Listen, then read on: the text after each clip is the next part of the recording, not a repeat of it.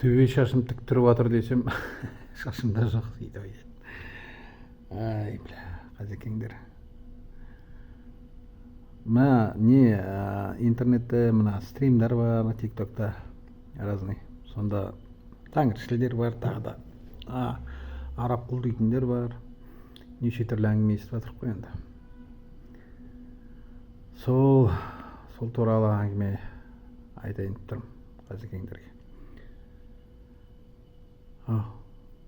Не исламды қабылдаған адамдар, қазақтар бар, өз елінің патриоттары бар, мұсылман болса да өз елінің патриоттары бар, көпшілігі сондай. Сосын бірең сараң ана домбыра харам, наурыз харам дегендер де бар, оның ішінде фанатиктер. Ол фанатиктерге бола бүкіл исламды балағаттап, бүкіл исламға атылатын бірде-бір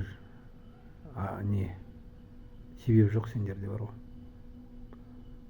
Исламнан не жамандық көрдіңдер? Қожалар келгенде, Қазақстанға, Орта Азияға келгенде не жамандық көрдіңдер?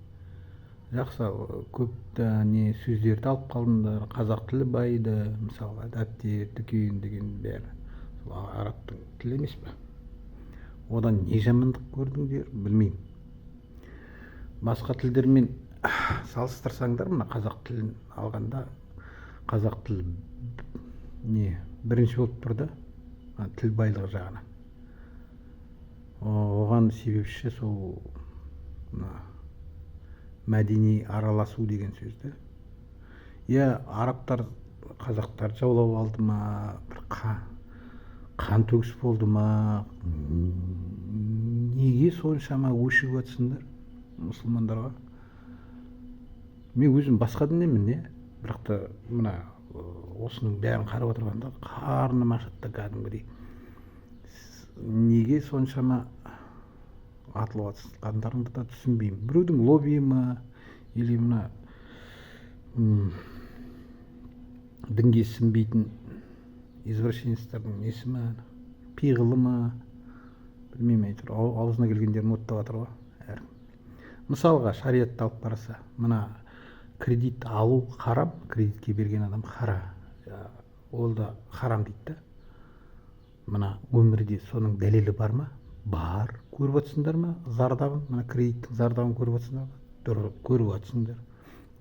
Хотя бы сондай нәрсені неге мойындамайсыңдар? Дұрыс екен ғой ислам деп, айтқандар дұрыс екен ғой деп.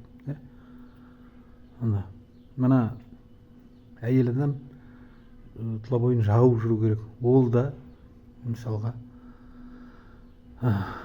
мына батыстың әсері бар ғой, келіп жатыр. Мини үкімет жүретін.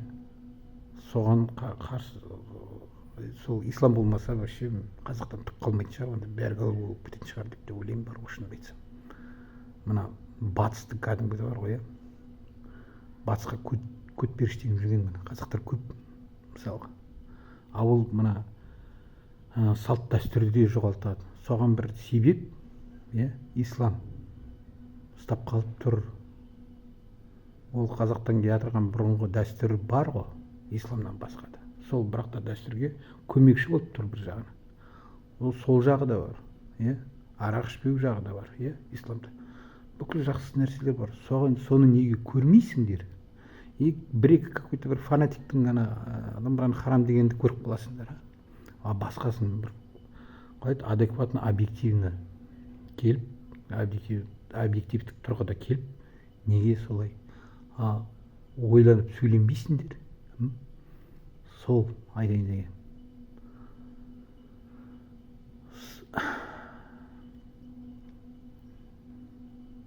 Қазақ елі, әркімнің азғырған ол дейтін, былай қарағанда саясат жүріп отырған. Әрбір нәрсенің астарында, түпкі жағында бір спонсор жатыр. Сендер соны не етіп қалайды, соған подкупаться етіп, ары қарай соның айтқанын келіп соғасыңдар. Ойбай, солай екен ғой деп. исламда өте күшті нәрселер бар, шынымды айтайын, өте күшті нәрсе бар. Іріктеп алыңдаршы жақсыларын, ыңғайлыларын. Болды, сосын жамандамаңдар, болды. Сыйластықпен қараңдар. Арабстан ешқашан келіп біздер Қазақстан жаулап алмайды.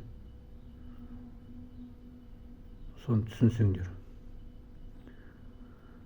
Сол айтайын деген. Жақсы, сау болыңдар.